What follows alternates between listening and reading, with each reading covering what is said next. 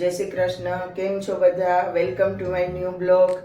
આજે હું તમારી સાથે શેર કરીશ ફરાળી ખીચડીની રેસીપી. હવે આજે આપણે ફરાળી ખીચડી બનાવીએ છીએ, તો એમાં જે સામગ્રી જોઈએ એ હું તમને કહી દઉં. એક વાટકી મેં સિંગદાણાનો ભૂકો લીધો છે. સિંગદાણા મેં પહેલેથી શેકીને રાખેલા હતા, એનો ભૂકો કરી લીધો છે. 1 ટેબલ સ્પૂન આખું જીરું, 3 થી 4 લીલા મરચાં અને આદુની પેસ્ટ લીધી છે. 8 થી 10 લીમડાના પાન લીધેલા છે અને 4 થી 5 ટેબલ સ્પૂન જેટલી લીલી કોથમીર લીધેલી છે. અને મેં 500 ગ્રામ જેટલા બટાકા બાફી અને મેશ કરી લીધા છે અને 1 લીંબુ લીધેલું છે. મેં 4 ટેબલ સ્પૂન તેલ લીધેલું છે અને તેલ ગરમ થઈ જાય એટલે એમાં આપણે જીરુંથી વઘાર કરીશું. અને અમે ફરાળી ખીચડી છાશવાળી બનાવીએ છીએ. ઘણા સૂકી પણ બનાવતા હોય છે, એમાં છાશ નથી હોતી, પણ અમે છાશવાળી બનાવીએ છીએ. તો મને કોમેન્ટ કરીને જરૂરથી જણાવજો તમે કઈ રીતે ફરાળી ખીચડી બનાવો છો અને મારી આ રેસીપી તમને કેવી લાગી. અને મારા વિડીયો તમને લોકોને ગમતા હોય તો લાઈક, શેર અને સબસ્ક્રાઇબ જરૂરથી કરજો. અને કોઈ સજેશન હોય તો પણ કોમેન્ટ બોક્સમાં મને જણાવજો. હવે આપણું તેલ ગરમ થઈ ગયું છે, તો આપણે એમાં ગેસની ફ્લેમ ધીમું કરી સૌથી પહેલાં જીરું નાખી દઈશું. પછી આપણે એમાં લીમડાના પાન નાખી દઈએ. જીરું ને લીમડાના પાન એકદમ સરસ એમાં ચટકી જાય એટલે આપણે એમાં જે બટેટા મેશ કરીને બાફીને લીધેલા છે એ નાખી દઈશું. હવે આપણે આમાં બટેટા નાખી દઈશું. મેં 500 ગ્રામ જેટલા બટેકા બાફી અને મેશ કરીને લીધેલા છે.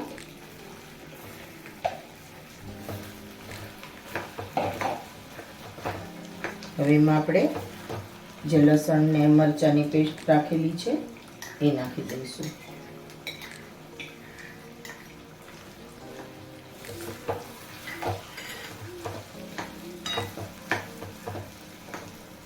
અત્યારે છાશ બિલકુલ ખાટી નથી હોતી, એટલા માટે આપણે એમાં 1 લીંબુ પણ નાખીશું. અત્યારે મેં 1 ગ્લાસ છાશ નાખેલી છે. હજુ 1 ગ્લાસ છાશ એમાં નાખવી પડશે, પણ પહેલાં આપણે ખીચડીનો મસાલો કરી લઈએ, પછી એમાં હજુ 1 ગ્લાસ છાશ નાખીશું.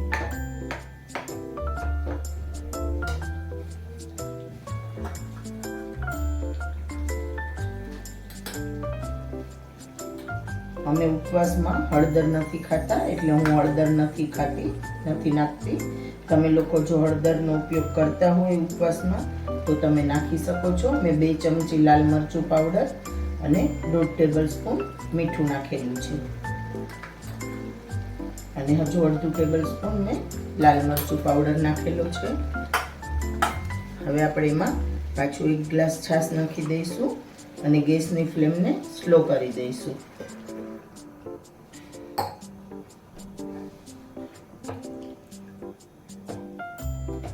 હવે જે આપણે સિંગદાણા શેકીને ભૂકો કરીને લીધેલો છે એ એમાં એડ કરી દઈશું.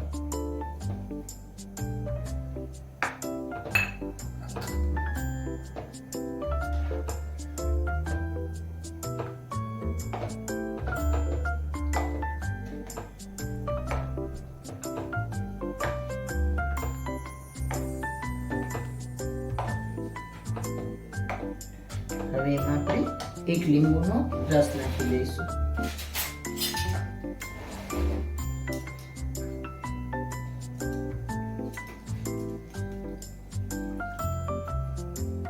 અત્યારે છાશ એકદમ જ મોળી હોય છે, એટલા માટે આપણે ખટાશ માટે લીંબુનો રસ નાખીએ છીએ.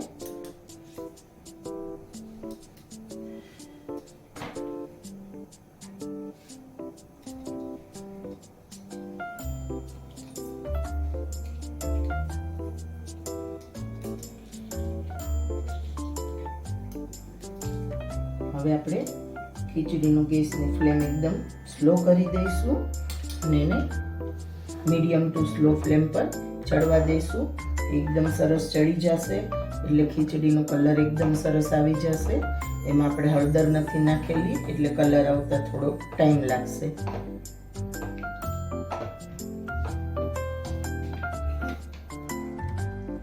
આપણી ખીચડીને 5 થી 6 મિનિટ થઈ ગઈ છે.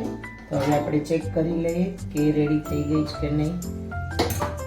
તમે જોઈ શકો છો એમાંથી તેલ એકદમ સરસ છૂટું પડી ગયું છે અને આપણી ખીચડી એકદમ સરસ ચડી ગઈ છે.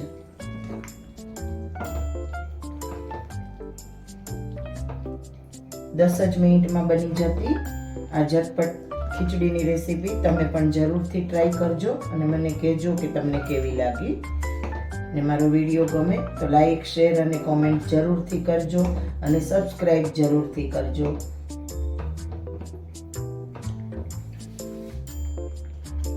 હવે આપણી ખીચડી એકદમ રેડી છે. તો આપણે ઉપરથી એમાં કોથમીર જે સમારીને રાખેલી છે એ એડ કરી દઈશું.